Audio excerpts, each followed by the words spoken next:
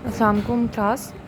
आज मैं आप लोगों को रशियन लिटरेचर का एक बहुत इंपॉर्टेंट बुक चेरी ऑर्चर्ड को पढ़ाऊँगी।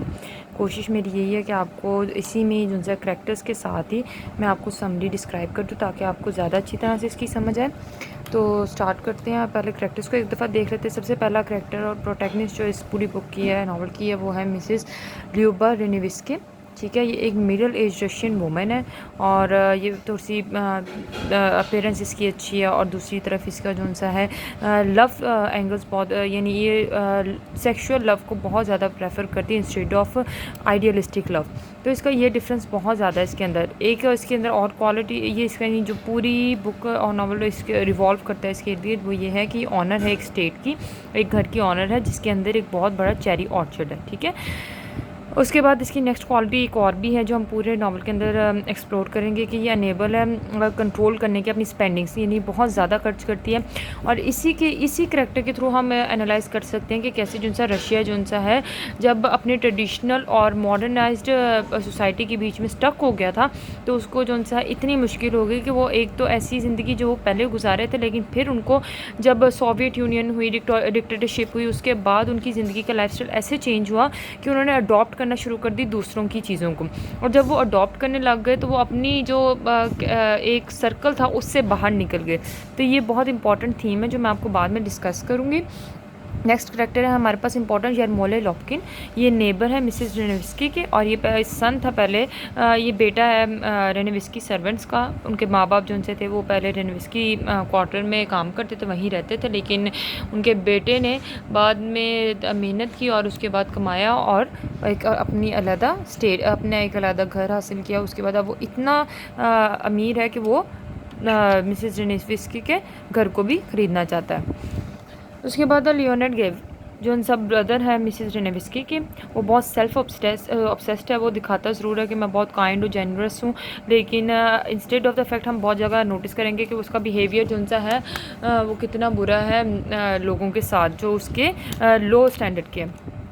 उनके साथ तो बहुत ज़्यादा काइंड है जो उसके साथ यानी उसकी स्टेट की या उसके लेवल के, लेकिन उनके साथ उसका बिहेवियर बहुत बुरा है जो उनसे उसके थोड़े से उससे नीचे हैं। ठीक है, उसके बाद नेक्स्ट पॉइंट आता है हमारे पास वारिया अडॉप्टेड डॉटर है मिसेस रेनेविस्की की। इसके बहुत ज़्यादा इख्तलाफ है मिसेस ल्यूबा रेनेविस्की की, क्योंकि ये मिसेस ल्यूबा रेनेविस्की की ये हरकत जो सी आदत थी कि वो बहुत ज़्यादा स्पेंड करती थी इंस्टेड ऑफ द फैक्ट कि उसके पास अब बहुत कम पैसे रह गए हैं, या फिर उनका जो स्टेट है वो बिकने वाला है या ऑक्शन में जा रहा है, इसके बावजूद भी वो पैसे खर्च करती। तो इसके बहुत ज़्यादा कॉन्फ्लिक्ट्स हैं मिसेस ल्यूबा रेनेविस्की के साथ। नेक्स्ट हमारे पास है अनाया, डॉटर ऑफ मिसेस रेनेविस्की। इसका ये बहुत अच्छी काइंड है और इसको ये अपनी मदर को बहुत सपोर्ट करती है और यही है जो अपनी मदर को वापस लाए, ये मैं आपको समरी के थ्रू बताऊंगी। नेक्स्ट हमारे पास इसमें एक और पॉइंट भी आता है कि पीटर ट्रिफल मोव के साथ इसका बहुत अच्छा बिहेवियर है और इसको लोग मिसअंडरस्टूड कर जाते हैं और ये समझते हैं कि शायद अनाया का अफेयर है पीटर ट्रिफल के साथ। अब नेक्स्ट हमारे पास है पीटर ट्रिफल।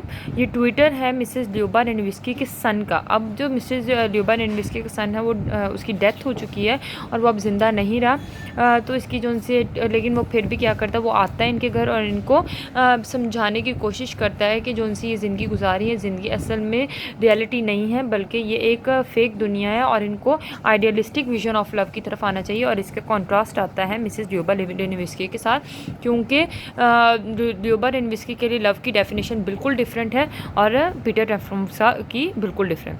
कैरोलेट हमारे पास आ जाते हैं। अनायास गवर्नेंस है, यानी ये अनाया की जो सी कह सकते हैं देखभाल करती है और इसका ध्यान रखती है।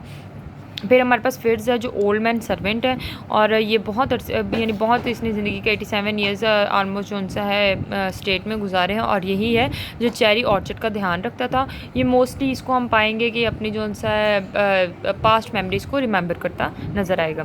फिर हमारे पास एक लव ट्रायंगल भी दिखता है इसमें। हम इसमें बहुत ज़्यादा लव के ट्रायंगल्स को भी, अफेयर तो सिर्फ एक पर्टिकुलर लवर तो सिर्फ एक मिसेस ल्यूबा रेनेविस्की का हमें दिखेगा, लेकिन जो ये तीन के ट्रायंगल यानी बीच में लव का फैक्टर ज़रूर दिखेगा। हर किसी की लव की डेफिनेशन डिफरेंट होगी। जैसे दुनियाशा, याशा और येफ्रोन के अंदर जो सा लव ट्रायंगल, दुनियाशा मेड है, याशा यंग सर्वेंट है, येफ्रोन जो सा वहाँ पे आता ज़रूर है लेकिन वो भी एक सर्वेंट की तरह है। लेकिन दुनियाशा जो सी है वो ये भी कॉडफ को पसंद करती है, या फिर कॉडफ जो है वो याशा को पसंद करता है। ठीक है। लेकिन याशा जुनसा है वो एक सेल्फ लवर है, जो अपने अंदर ही अपने आप को ही पसंद करता है और अपनी ही दुनिया के अंदर रहता है, उसको किसी से प्यार नहीं है। हमारे पास ये अब पूरा करेक्टर्स का आ गया एनालाइज। अब मैं आपको बताती हूँ कि इसकी स्टोरी कहाँ से रिवॉल्व करती है। फर्स्ट हम देखेंगे कि मिसेस ल्यूबा रेनविस्की को अनाया और कैरोलेट लेने जाती हैं फ्रांस में। ठीक है, फ्रांस जाते हैं क्यों? क्योंकि मिसेस ल्यूबा रेनविस्की के साथ जो 2 ट्रेजिक इंसिडेंट हुए, जिसमें एक था कि वो उसकी डेथ हुई हस्बैंड की, सेकेंड इंसिडेंट था कि उसके सन जो था वो पानी में डूब गया था।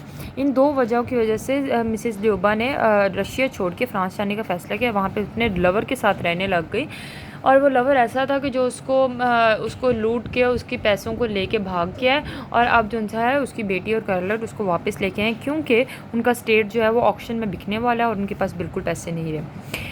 अब नेक्स्ट हमारे पास क्या दिखता है कि वो जब स्टेट में वापस आती है अपनी बेटी और गवर्नर के साथ, तो फिर वहाँ आके वो सबसे मिलती है और बहुत ज़्यादा अच्छा बिहेवियर होता है। लेकिन वहाँ पे अब वो स्टेट की बात करने लग गए और ये बहुत छोटी स्टोरी है, रिवॉल्व बहुत थोड़ा करती है, इतनी कॉम्प्लेक्स नहीं है।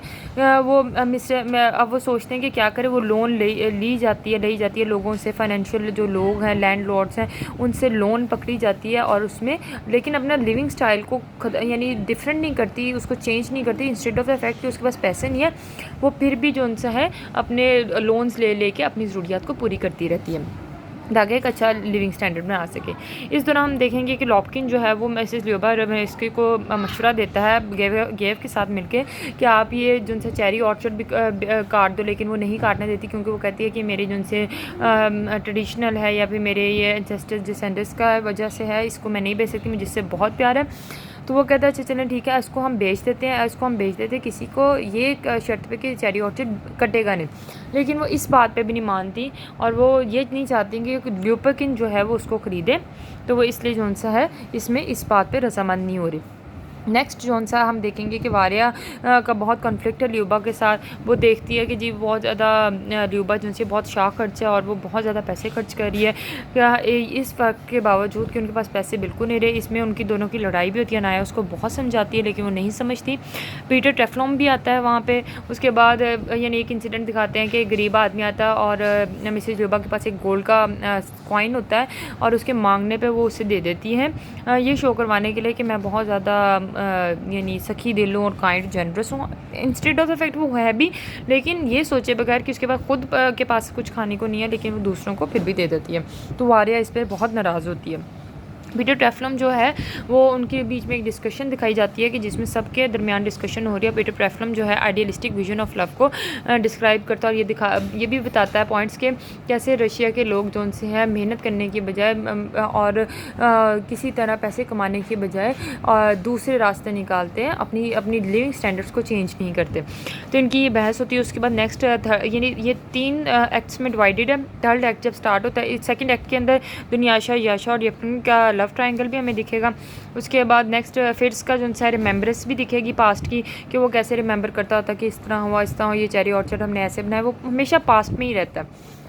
उसके बाद हम देखेंगे कि थर्ड एक्ट के अंदर ये जानते हुए कि 22 अगस्त आ गई है और ऑक्शन डे आ चुका है उसकी स्टेट के बिकने का, वो फिर भी जो सा है अपने घर में मिसेस ल्यूबा रेनविस्की एक बहुत बड़ी पार्टी ऑर्गेनाइज कर देती है, ये भी सोचे बगैर कि उस पार्टी के पेमेंट कहाँ से की जाएगी, लेकिन वो एक पार्टी ऑर्गेनाइज कर देती है और इस चीज़ के इंतज़ार में होती है कि स्टेट जो है वो बिकता है कि नहीं बिकता। हालांकि उसे रियलिटी पता होती है, लेकिन वो उस रियलिटी के अंदर जाना नहीं चाहती और उसको एक यूटोपियन वर्ल्ड में रहती है कि ऐसा कुछ नहीं होगा या फिर बच ही जाएगा किसी तरह जो है लेकिन किसी ना किसी से पैसे लेके ऑक्शन को रोक देगा। तो वो वेट कर रही होती है। तो तभी लॉपकिन और वेव आते हैं वापस और बताते हैं आके कि उसका स्टेट बिक चुका है और इसे किसी और ने खरीद दिया। जब वो पूछती है उसको किसने ख़रीदा है, तो वो लॉपकिन बताता है कि वो खुद ही है जिसने उस स्टेट को ख़रीदा है। अब सारे डिपार्चर वो ख़त्म हो गया, अब डिपार्चर हुआ मिसेस ल्यूबा रेनविस्की, जिसका जो बॉयफ्रेंड था एक्स बॉयफ्रेंड, उसको बहुत से टेलीग्राम्स भेजता था कि तुम वापस आ जाओ, तो वो उसी के पास अब वापस जा रही है। वारिया जौन सी है लोपिकिन का चाहती थी कि वो मुझे प्रपोज़ करे, लेकिन Lopakhin at the end of the novel भी उसको वो प्रपोज़ नहीं करता है। अनाया अपनी स्कूलिंग के वापस चल जाती है, कैरोलेट आगे किसी और जगह चल जाती है ताकि वो कहीं और गवर्नेंस हासिल कर सके। फिर जो दुनियाशा याशा और उनकी भी लव स्टोरी बिल्कुल बीच में रह जाती है और वो भी आपस में कहीं ना कहीं चले जाते हैं, कोई उधर ही रुक जाता है, कोई चला जाता है। उसके बाद गेफ भी जो उनसे है वो भी आगे किसी और काम के, क्योंकि वो एक प्रॉपर्टी का काम करता होता है, ये वो भी वहाँ से शिफ्ट कर जाता है। अब इन सब के अंदर जो सा है एक इंसान जो है वो वहीं भी रह जाता है, जिसको सब भूल जाते हैं और वहीं भी वो रह जाता है, वो है मिस्टर फिट्स, जो अपने चेरी ऑर्चर्ड के रिमेम्बर्स में ही रहता है और अपने चेरी ऑर्चर्ड को करता हुआ देख रहा होता है और उसकी आवाज़ को सुन रहा होता है और याद कर रहा होता है कि कितनी मुश्किलों से उन्होंने उस चेरी ऑर्चर्ड को बड़ा किया था। तो टाइटल भी इसी के अंदर इवॉल्व करता है, टाइटल, करैक्टर्स, और मैंने आपको समरी बता दी और नेक्स्ट में मैं आपको इसके थीम्स भी डिस्कस कर दूँगी। Thank you so much.